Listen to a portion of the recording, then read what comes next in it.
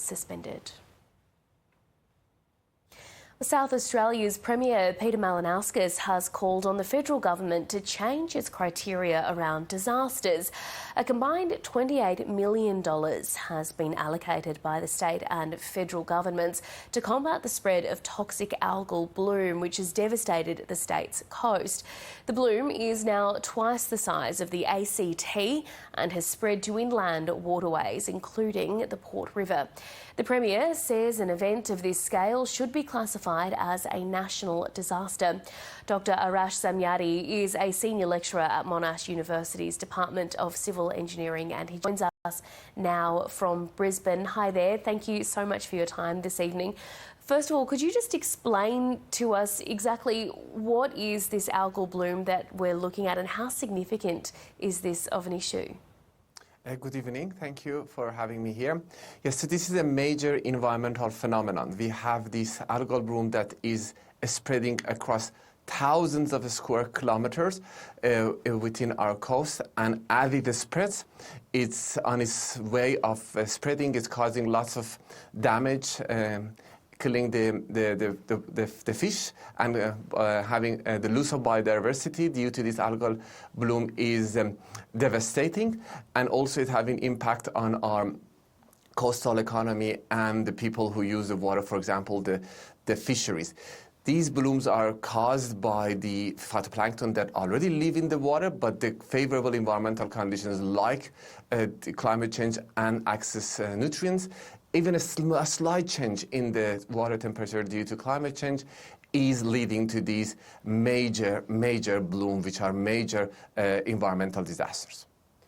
Is there any idea why this has happened in South Australia and sort of what's triggered this and how long it might be around?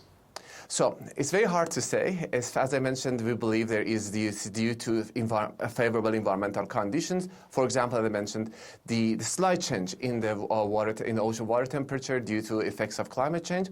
But we still need to better understand both the phenomena, how these blooms function, and also the phenomena that lead to these bloom formation. That's what is very important to continue to do monitoring. With our Monash University, we're trying to work with some of the authorities. There are other colleagues of us that are using satellite remote sensing, drone sampling, sample direct from water, using machine learning and AI tools for real-time imaging of the sample, and also monitoring water quality to understand, as I mentioned, both the bloom and the function of the bloom, and also the environmental condition that leads to this bloom and makes the bloom to continue so long.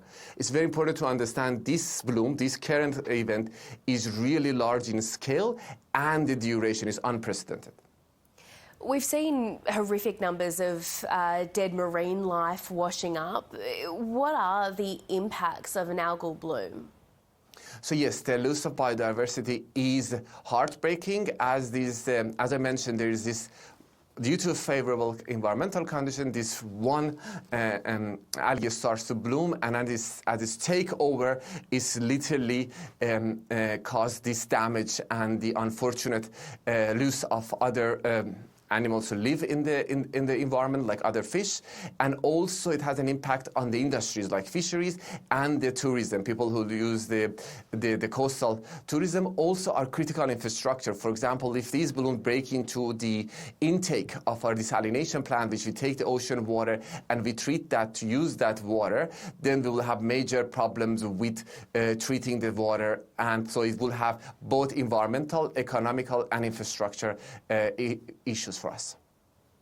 You said that the scale of this algal bloom is unprecedented. Have we seen anything like this before?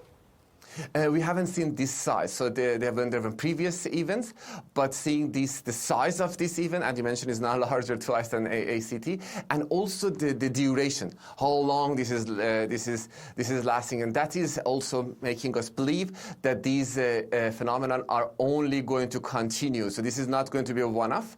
We believe that we are going to have more and more frequent, larger and more devastating of this type of algal bloom happening in our coastal water, and this also similar even have been observed in other parts of the planet. Dr. Arash Zamyadi from Monash University, thank you so much for your time and insights this evening. Thank you so much.